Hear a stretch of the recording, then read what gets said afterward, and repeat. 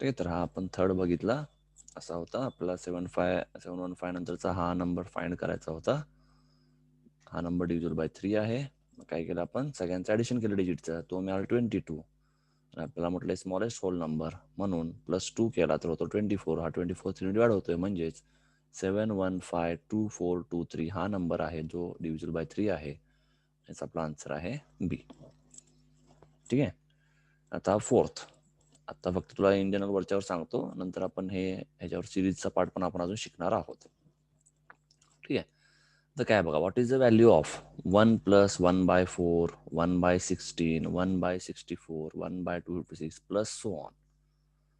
म्हणजे एक तर यातनं काय कळतंय की हा जो काय पार्ट आहे हा इन्फायनाइट सिरीज आहे. म्हणजे कसं बघा, हा प्लसच्या पुढे पण अजून काहीतरी आहेच. काय आपल्याला माहित नाही पण असणार आहे. ठीक आहे. आपण ओळखायचा प्रयत्न करूया काय आहे. तर बघा पहिला नंबर काय आहे 1 आहे. त्यालाच मी 1/1 म्हणू शकतो. दुसरा काय म्हणूया आपण 1/4. 1/16 मी काय लिहितो 1/4². 64 म्हणजे 1/4³ प्लस 1/4⁴ म्हणजे पुढचे नंबर काय असणार आहेत 1/4⁵, 1/4⁵ सो ऑन. ठीक आहे. मग दोन प्रकार म्हणतो आपण एपी आणि जीपी, अरिथमेटिक प्रोग्रेशन आणि जॉमेट्रिक प्रोग्रेशन. तर बघायचं हा काय आहे, काय असतं ते आपण नंतर बघू. आता तुला एक फक्त जीपी बद्दल सांगतो. हा जो आहे तो जीपी मध्ये आहे.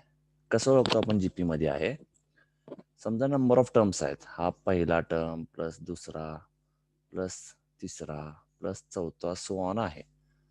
ठीक आहे. तर हे जीपी मध्ये कधी आहे म्हणायचं, जर दुसऱ्याचा डिवाइड बाय पहिला असं जर प्रत्येकाचं आपण केलं, हा जर सेम मिळाला तर म्हणतो आपण की हे जीपी मध्ये आहे. आता इथं बघा पहिला टर्म 1 आहे, दुसरा 1/4 म्हणजे काय होणार 1/4 डिवाइड बाय 1 काय मिळतोय 1/4. तसंच 1/16 डिवाइड बाय 1/4 काय मिळणार, हा 4 1 जा 4 4 जा म्हणजे हा परत मिळेल 1/4. सगळं तसंच मिळते. म्हणजे थोडक्यात काय म्हणतो आपण, हा जो सिरीज आहे हा जीपी मध्ये आहे. कळलं इथपर्यंत? इथपर्यंत कळलं का? ठीक आहे. डायरेक्ट फॉर्म्युला असतात ते सांगतो तुला थोडा वेळ, पण आपण नंतर हे नेक्स्ट लेक्चरला ह्याच्यावर आपण डिटेल आपण शिकू. ठीक आहे. आता हे कळलं असेल की याला म्हणतो आपण जीपी. ठीक आहे. मग आता हे काय, हे इन्फायनाइट सिरीज आहे का फायनाइट सिरीज हे पहिला ओळखायचं. तर काय दिसतंय, हा तर इन्फायनाइट सिरीज आहे. इन्फायनाइट सिरीज का, प्लसच्या पुढे डॉट डॉट आहे म्हणजे हा इन्फायनाइट म्हणजे हा कधी संपत नाही. अशा वेळी यांचा जनरल फॉर्म्युला काय असतो, तर यांचा जनरल फॉर्म्युला काय म्हणतो आपण, समचा फॉर्म्युला असतो A/1 - R. ते एकदम सोपं आहे, A/1 - R. यात ए म्हणजे काय तर फर्स्ट टर्म. काय फर्स्ट टर्म इथं 1.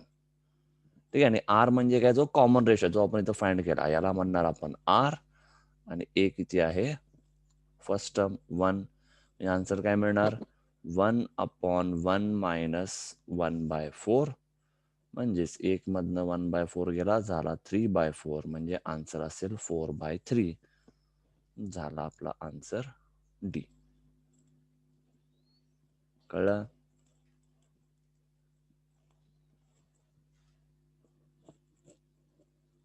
कळलं का? हो हो. ठीक आहे. हे अजून आपण याच्यावर डिटेल एक्झाम बघणार आहोत. ठीक आहे. आता एवढंच फक्त लक्षात घ्या. क्लिअर करूया. ठीक आहे. हे 2 झालं. पुढचा फिफ्थ काय म्हटलं तर fifth, a 1.5 meter tall person is standing at a distance of 3 meter from a lamp post. ठीक आहे. The light from the lamp at the top of the post casts her shadow. ठीक आहे. The length of the shadow is twice her height. What is the height of the lamp post in meters? बरं, आपण हे जरा diagram काढायचा प्रयत्न करा. काय म्हटलंय बघा, 1.5 meter tall person is standing at a distance of 3 meter from lamp post. समजा हा म्हणूया लॅम्प पोस्ट काहीतरी आहे. ठीक आहे. हा म्हणू आपण लॅम्प पोस्ट आहे. ठीक आहे. नंतर काय म्हटलंय 1.5 meter tall person is standing at a distance of 3 meter. हा एवढा काहीतरी म्हणू आपण 3 मीटर आहे. इथं काय तो पर्सन उभा राहिलेला आहे, याची उंची 1.5 आहे. बरोबर. पुढं आता काय म्हटलंय, the light from the lamp post, म्हणजे इथं काहीतरी लाईट लागला, कास्ट हर शॅडो, याची सावली. आता सिंपल चेक करा, इथं लाईट लागला म्हणजे सावली कसं पडणार, इथं पडणार आहे कुठेतरी. ठीक आहे, आणि कसं पडेल तर साहजिकच एवढा जास्तीत जास्त पडणार आहे. हे कळलं का?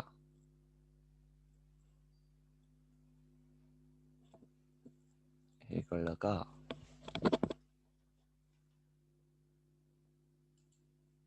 इथपर्यंत कळलं का? हो. ठीक आहे, म्हणजे हा असं आपण एक इंजिनला त्याला नाव काहीतरी देऊया. ठीक आहे, हा लॅम्प पोस्ट म्हटलंय आपण. सॉरी, हा लॅम्प पोस्ट. अरे आले वाटतं, चंद्रलेखा पण आले वाटतं, मला वाटलं एकटीच आहे प्रियांका. ठीक आहे, आणि हा काय म्हणू आपण,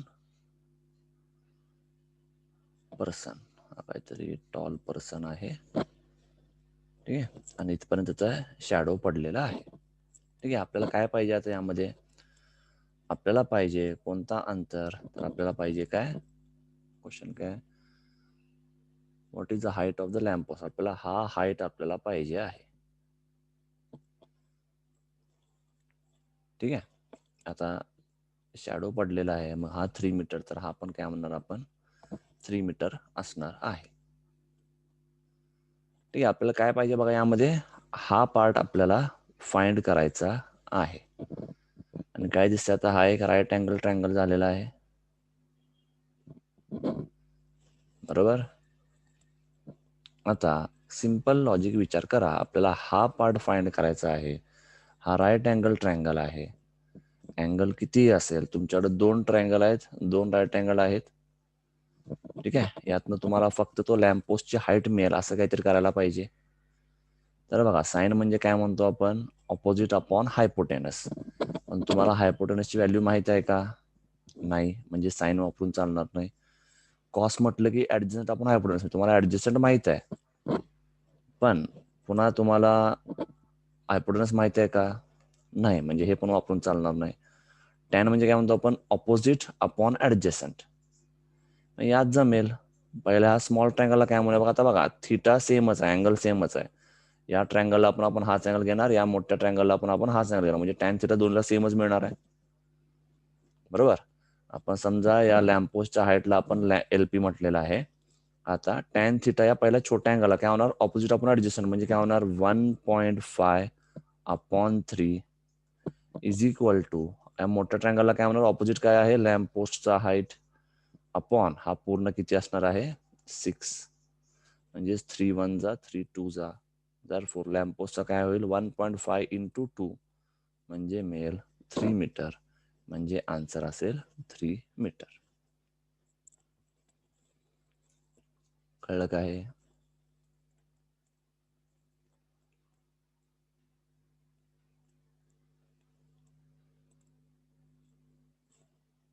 ठीक आहे, आता बरं, हे 3 मीटरच का घेतलं कळलं का?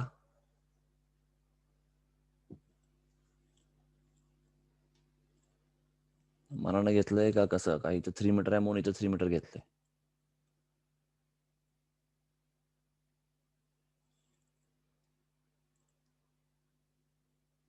मला हा 3 मीटर का घेतला?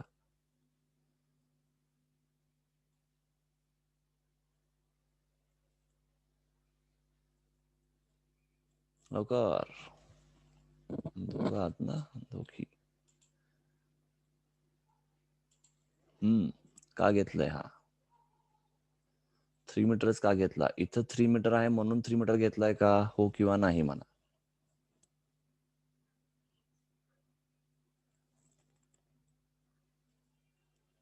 बरोबर, गुड.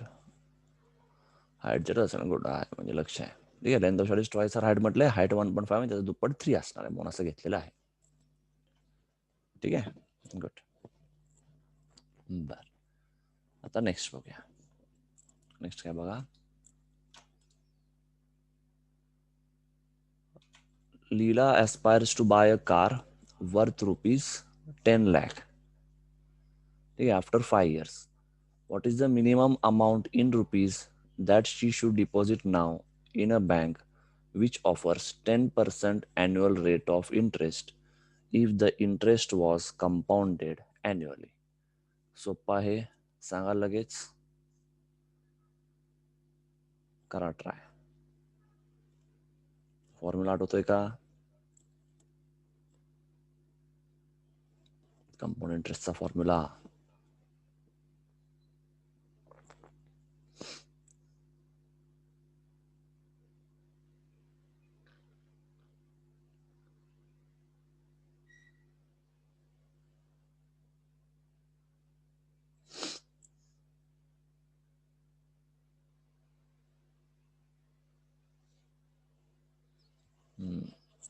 फॉर्म्युला आठवतोय ना, का सांगायला पाहिजे?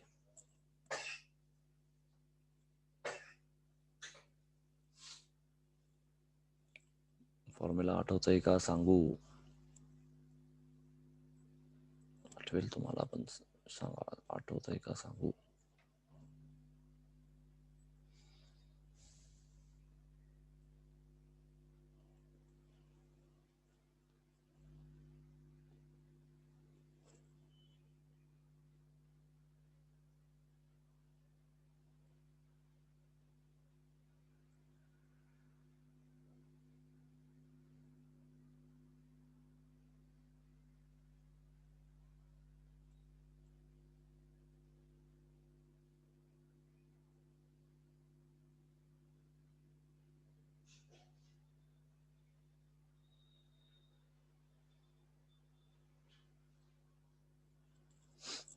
काय मिळतंय? सॉल्व करते ना नक्की?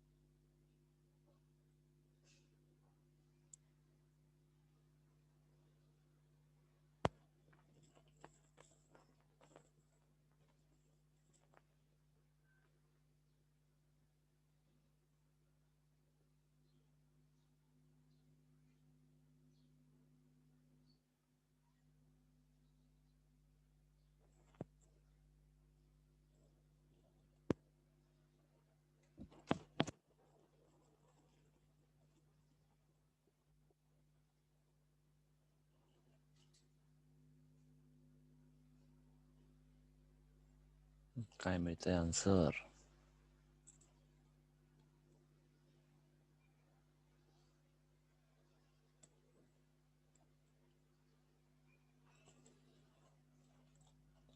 बरोबर का? हा फॉर्म्युला आठवत असेल.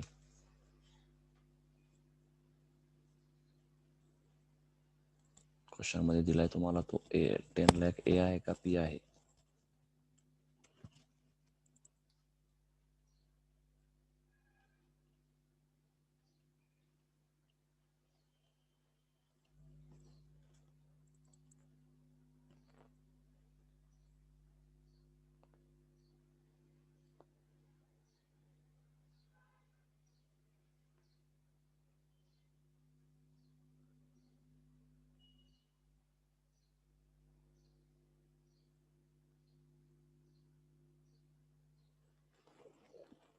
बी.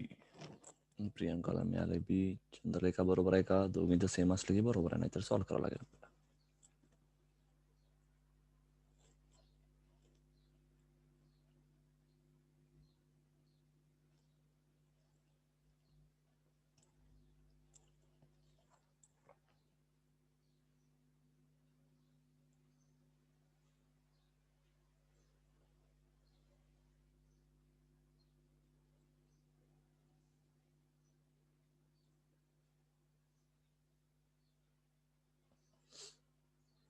आहे ना चंद्रलेखा? नाही आहे, अजून तरी आहे. बोला.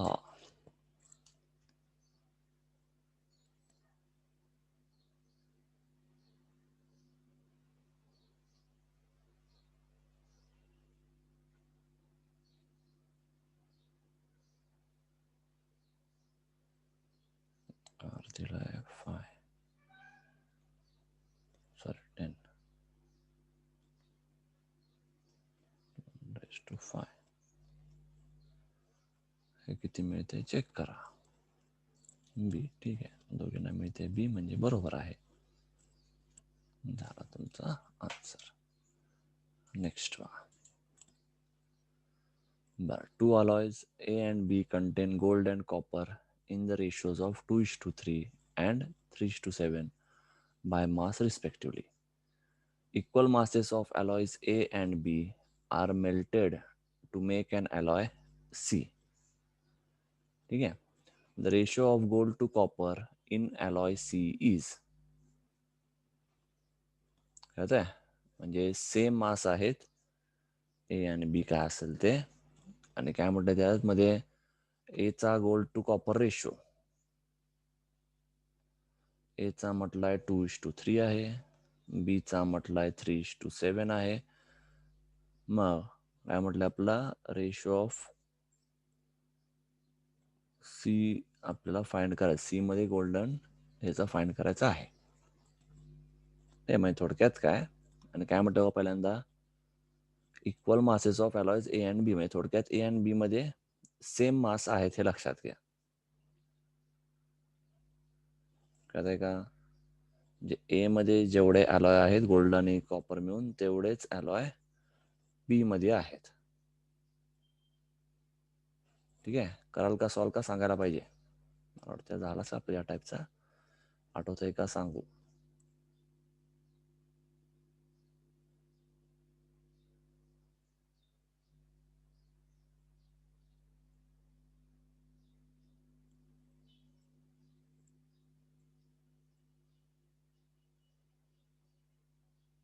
बोला, आठवतंय का सांगू.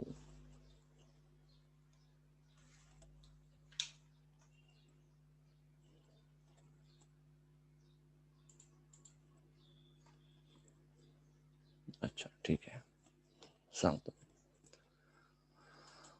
आता बघा कसं असतंय, रेशोवर म्हटलं एकदम सगळ्यात सोपा पार्ट असतो. आता एक लक्षात घ्या, 2:3, याचा अर्थ असा आहे का गोल्ड मध्ये 2 आहे तर कॉपर मध्ये 3 असा म्हणतो का आपण, नाही. ठीक आहे, 2:3 म्हणजे काय, काहीतरी आपण एक्स टर्म ऍझ्युम केला तर गोल्ड 2x आहे आणि कॉपर 3x आहे. तुम्ही असं म्हणू शकत नाही की गोल्ड 2 आहे आणि कॉपर 3 आहे. म्हणजे मग तो काही असेल, समजा आपण म्हटला x3 असेल तर तुम्ही यालाच 6:9 पण म्हणू शकता. ठीक आहे, किंवा तुम्ही यालाच 4:6 पण म्हणू शकता. हे सगळं 6:9, 4:6 हे सगळं सेमच आहे. काय कारण बघा, हे डिवाइड केलं काय होणार, 2 2 जा 2 3 जा, हा डिवाइड केला की 3 2 जा आणि हा 3 3 जा. तर हे बेसिक लक्षात ठेवा रेशो करत असताना, की काय रेशो दिलाय म्हणजे तो काय डायरेक्ट गोल्ड 2 आणि कॉपर 3 असं होत नाही. ठीक आहे, यात काय तुम्हाला रेशो आहे म्हणजे काय, आपण काहीतरी असं समजा की एक्स एवढा टोटल मास आहे. ठीक आहे, त्या एक्स मध्ये टोटल किती होते बघा, 2 आणि 3 टोटल केलं की 5, आणि एक्स म्हटला तुम्ही म्हणजे 5x एवढा तुमचा टोटल पार्ट आहे समजा.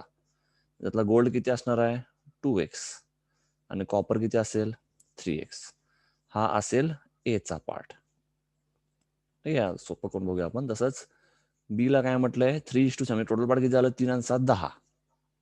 जर म्हटलं आपण टोटल काय म्हटलं मग अशी 10x म्हणूया. आता मग इथे काय होणार, त्यात गोल्ड किती असणार आहे, 3x, कॉपर किती असणार आहे, 7x. काय कळलं का इथपर्यंत? इथपर्यंत काही डाऊट आहे का?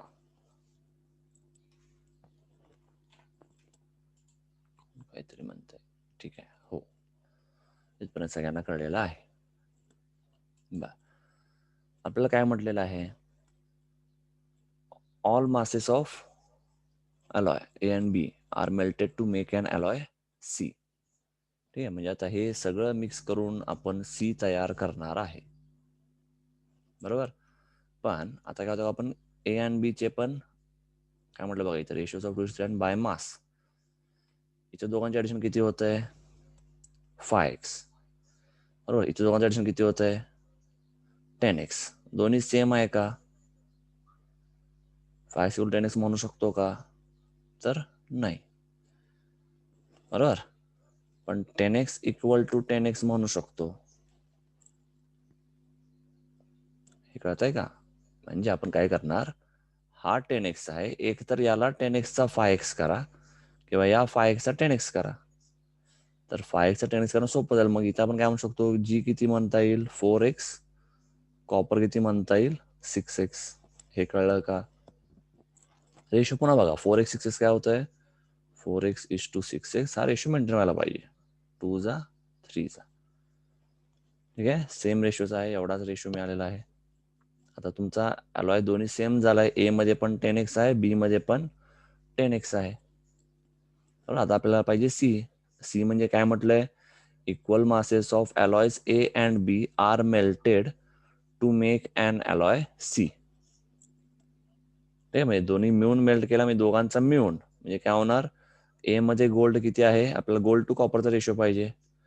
ए मध्ये गोल्ड किती आहे तर 4x, बी मध्ये गोल्ड किती आहे तर 3x इज टू काय म्हणणार, कॉपर किती आहे ए मध्ये 6s, कॉपर किती आहे बी मध्ये 7x, म्हणजे रेशो काय होणार 7x:13x. म्हणजेच आपण याला 7:13 म्हणू शकतो. आहे का ऑप्शन? आहे, तर बी हा झाला तुमचा आन्सर. कळलं का?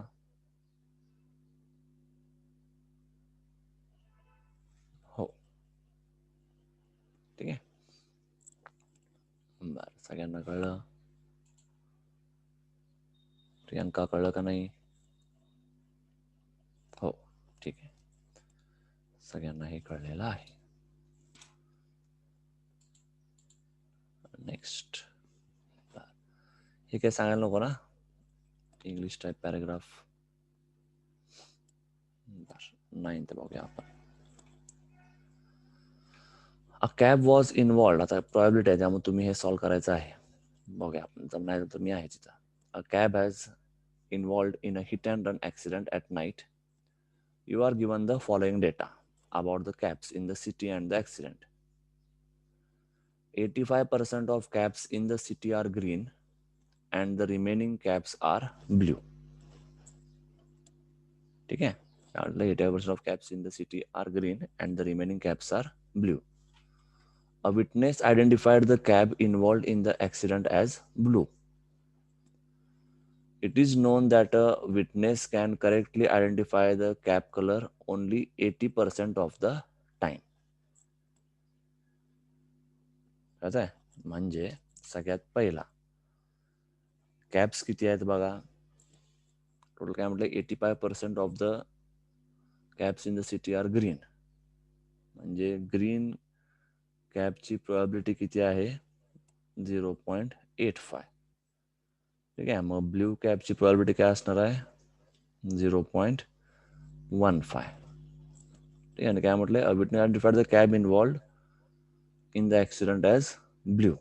त्याचं म्हणणं आहे ब्ल्यू आहे. आणि पुढे काय म्हटलं, it is known that a witness can correctly identify the cab colour only 80% of the time.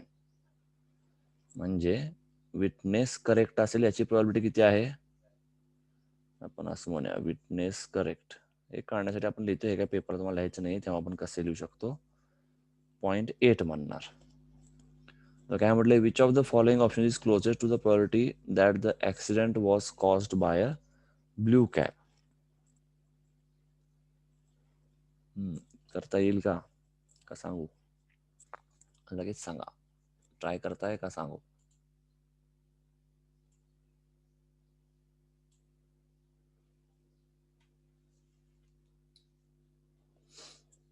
Try करताय का सांगू?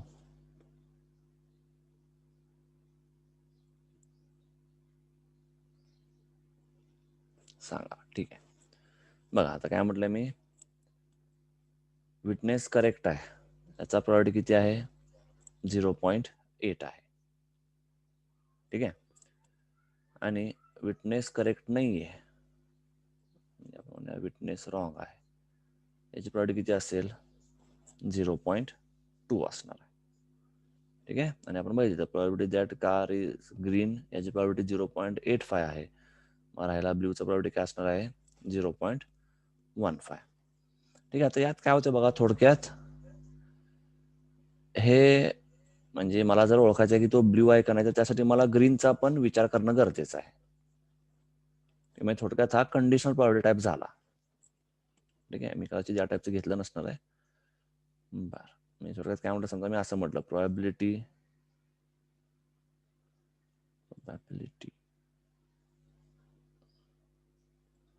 ऑफ बी म्हणूया आपण. ठीक आहे. अंडर द काय म्हणूया आपण यामध्ये, किंवा ठीक आहे असं नको, तुम्हाला सोपंच फॉर्म्युलामध्ये करू. मी ऍक्च्युअली तुम्हाला अनकंडिशनल प्रोबॅबिलिटीचा फॉर्म्युला देणार होतो, म्हणजे तो बी बाय वगैरे म्हणतो, पण पुन्हा इंटरसेक्शन वर तुम्हाला काढत बसावं लागेल. अच्छा, त्यामुळे मी हे आधी तसा मी तर घेतला नसणार आहे. बरं, आता कंडिशन काय बघा, आपल्याला काय पाहिजे, प्रोबॅबिलिटी काय पाहिजे, ब्ल्यू कॅब आहे याची आपल्याला प्रोबॅबिलिटी फाइंड करायचं आहे. म्हणजे आपण काय म्हणूया, probability that accident was caused bye blue cab, म्हणजे हा आपला आन्सरचा प्रोबॅबिलिटी आहे. ठीक आहे. तर कंडिशन काय, एक तर काय बी ची प्रोबॅबिलिटी आपल्याला माहित असलं पाहिजे, आणि विटनेसने जो ॲज्युम केलाय तो करेक्ट आहे. कॉम्बिनेशन काय असेल ते बघायचं बघा. एक तर काय म्हटलंय, कॉम्बिनेशन तुम्हाला सांगतो, दोन कंडिशन काय, बी आणि जी असेल. एक तर विटनेस म्हटलंय बी, की म्हणजे ब्ल्यू कार आहे आणि ते करेक्ट आहे, किंवा काय असेल त्याने म्हटलंय ब्ल्यू पण तो करेक्ट नाही, म्हणजे रॉंग आहे. दुसरं काय असेल, होता ग्रीन, ठीक आहे, पण तो काय म्हटलाय, आणि म्हणजे त्यांनी म्हटलेला अंदाज त्याचा बरोबर आहे, किंवा ग्रीन म्हटलाय आणि त्याचा अंदाज चुकीचा आहे, किंवा विटनेस म्हटलंय ते चुकीचं आहे. हे कळलं का? 4 केस. पहिलं हे मला सांगा, हे कळलं का? हो, ठीक आहे. म्हणजे काय, आपल्याकडे 4च केस आहेत आता. काय 4 केस आहेत, की एक तर त्याने ब्ल्यू कारने ऍक्सिडेंट केलाय आणि त्या विटनेसने करेक्ट गेस केलाय, किंवा ब्ल्यू कारने ऍक्सिडेंट केलाय आणि विटनेसचा गेस रॉंग आहे. ठीक आहे. तसंच दुसरं काय म्हटलं यामध्ये, थर्ड काय म्हटलं, एक तर ग्रीनचा ऍक्सिडेंट झालाय, ग्रीनने ऍक्सिडेंट केलाय आणि विटनेसने करेक्ट गेस केला होता की तो नाहीये वगैरे, तसंच, किंवा काय ग्रीननी केलाय आणि विटनेसचा अंदाज चुकीचा आहे. म्हणजे यातलं ब्ल्यू कॅब याची गॅरंटी कोणती आहे, हा बरोबर आहे, कारण की ब्ल्यू आहे आणि तेव्हा करेक्ट पण आहे अंदाज. इथं हा म्हणतोय ब्ल्यू पण करेक्ट आहे का नाही, म्हणजे हा घेऊन चालणार आहे का, तर नाही. ग्रीन आहे आणि त्याचा अंदाज करेक्ट आहे, तर हा घेऊन चालणार आहे का, नाही. मग काय पाहिजे आपला आता, ग्रीन आणि रॉंग. म्हणजे हे दोन काय म्हणणार आपण, ब्ल्यू साठी असणार आहे. म्हणजे काय असेल, B probability that car is blue आणि करेक्ट, किंवा दुसरा कंडिशन काय म्हटलंय, कार आहे ग्रीन आणि त्याचा अंदाज चुकीचा आहे. म्हणजेच काय मिळेल, बीचा प्रोबॅबिलिटी किती आहे, 0.15 इंटू करेक्ट किती वेळा असतो तो 0.8 प्लस ग्रीनचा किती आहे 0.85, रॉंग किती असतो 0.2, किती मिळते बघा, 15 120 म्हणजे 0 म्हणजे 0.12 प्लस 170 म्हणजे पुन्हा 0.17, बरोबर ना.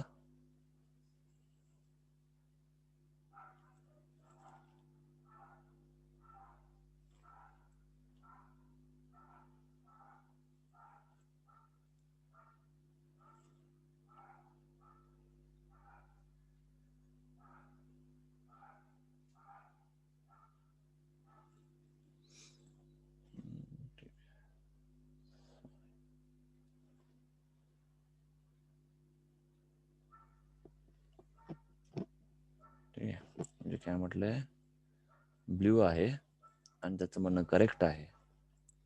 दुसरं काय म्हटलं, ग्रीन आहे आणि त्याचं म्हणणं करेक्ट नाही, म्हणजे रॉंग आहे. ठीक आहे, बरोबर आहे. तर 0.5 आणि 8 किती होतं हा,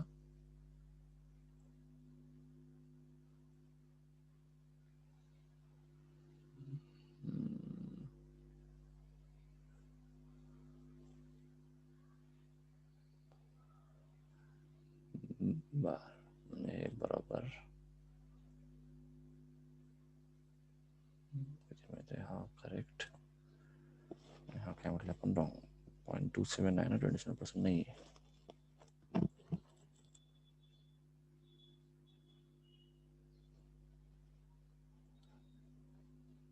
ठीक आहे, आपल्याला पाहिजे ब्ल्यू.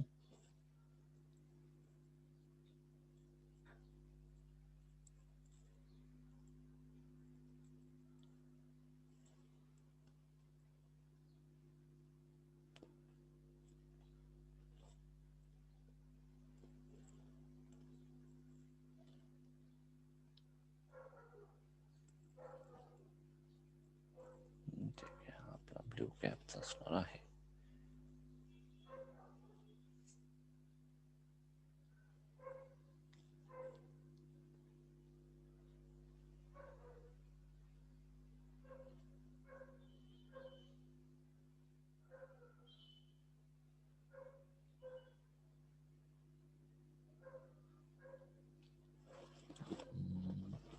ठीक आहे, समजा आपण हा म्हटलं, पण हा काय म्हणतो आपण तर ब्ल्यूच आहे. ऍक्सिडेंट केलाय ब्ल्यूने असं म्हटलं आपण. ठीक आहे, तर कंडिशनल प्रमाणे वापरायचं म्हटलं.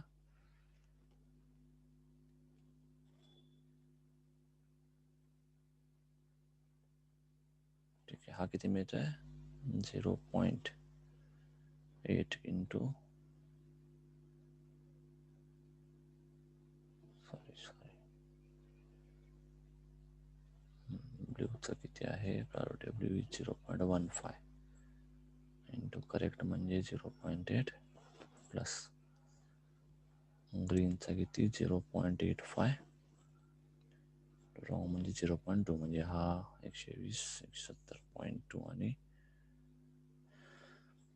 0.17 म्हणजे 0.29 बरोबर ना? इथपर्यंत बघा बरं, कॅल्क्युलेशन बरोबर आहे का? 120 आणि 170 बरोबर 0.29. ठीक आहे, बरं आता आपल्याला काय म्हटलेलं आहे, म्हणजे हा झाला ब्ल्यू कॅब असायची शक्यता एवढी आहे. आता काय विचारतो मला, closest to the plot that the accident was caused by blue cab. आता आपल्याला काय म्हटलंय, ब्ल्यू कॅबच झालेला आहे अशी आपल्याला प्रोबॅबिलिटी पाहिजे.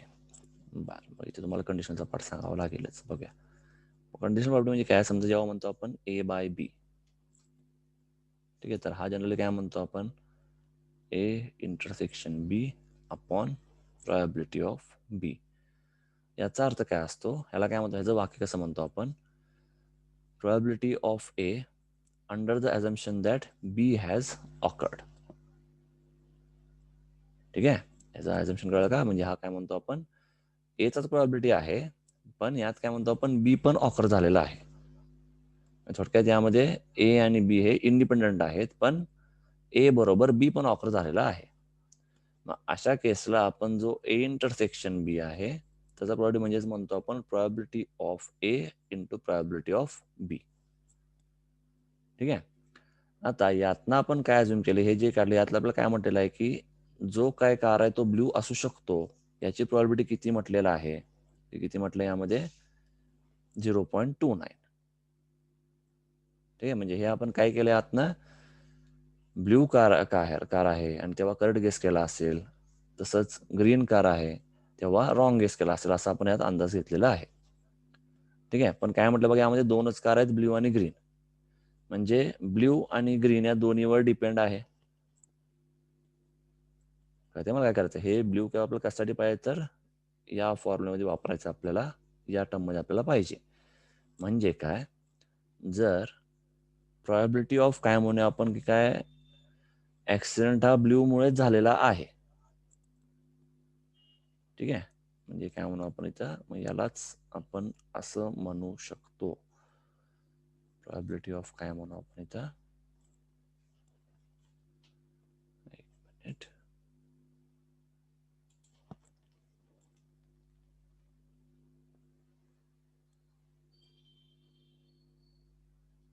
ठीक आहे,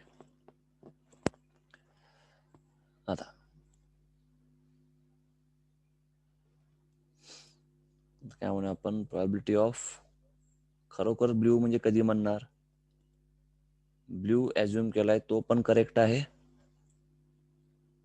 कळत आहे? म्हणजे आता बघा, हे मी जरा काय करू तुम्हाला, आपण काय पहिल्यांदा काय केलं इथं, आपण प्रोबॅबिलिटी ऑफ ब्ल्यू फाइंड केलाय की ऍक्सिडेंट झालाय तो ब्ल्यू मुळे झाला असेल, म्हणजे हे आपण विटनेसच्या वरून आपण हे काढलेलं आहे. ठीक आहे. आता काय म्हणतोय मी, प्रोबॅबिलिटी काय, ब्ल्यू हा करेक्ट आहे, आणि त्यावर काय म्हणतो आपण, ऍक्सिडेंट झालाय कोणामुळं, या ब्ल्यू कॅब मुळेच झालाय. ठीक आहे. मग अशा केस आपल्याला काय म्हणतात, म्हणजे थोडक्यात काय, probability of correct blue under the assumption that, काय म्हणतो इथं, कॅब ज्याने ऍक्सिडेंट केलाय दॅट इज ब्ल्यू. याच्यामध्ये काय म्हणतो मग याच्यामध्ये, म्हणजेच आपण याला असं म्हणूया, हा काय म्हणतो, प्रोबॅबिलिटी ऑफ ब्ल्यू आपल्याला माहिती आहे आणि करेक्ट, डायरेक्ट मी हा घेतो. मग आता प्रोबॅबिलिटी ऑफ ब्ल्यू आणि करेक्टचं किती आहे, 0.5, आणि करेक्ट म्हणजे किती म्हणणार, इंटू 0. करेक्टचं किती म्हटलं, प्रोबॅबिलिटी 8 डिवाइड बाय, ठीक आहे. आता ब्ल्यूचं टोटल काय म्हटलं आपण इथं, 0.29. हे बघा बरं बरोबर येतंय का, 0.12 अपॉन 0.29 यापैकी कोणता आहे का?